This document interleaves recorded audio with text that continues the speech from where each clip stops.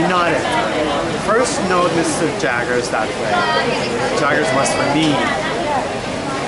It was on my lips to ask him what he was trying for. But he took up a knife, gave it a flourish, and with the words, "And what I've done is worked out and paid for," fell to at his breakfast. He ate in a ravenous way that was very disagreeable, and all his actions were uncouth, noisy and greedy.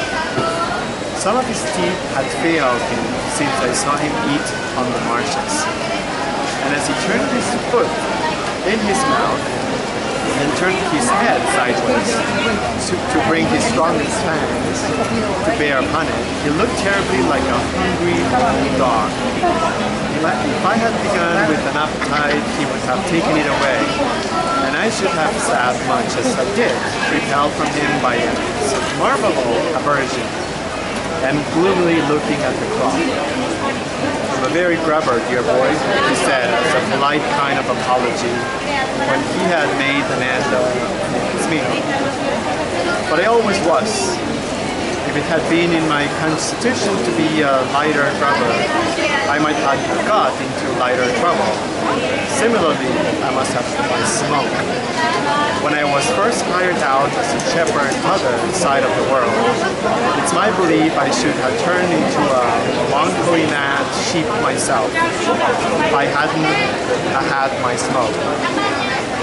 As he said so, he got up from the table, and putting his hand into the breast of the pea coat he wore, brought out a short black pipe and a handful of loose tobacco of the kind that is called Negro head. Having filled his pipe, he put the surplus tobacco back again, as if his pocket were a drawer.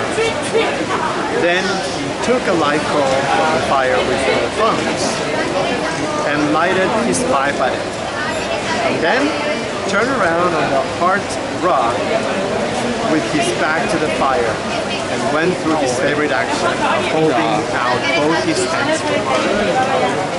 "And this," said he, dandling my hands up and down in his as he puffed at his pipe, "and this is the gentleman that I made, the real genuine one. It does me good for to look at you, Bill.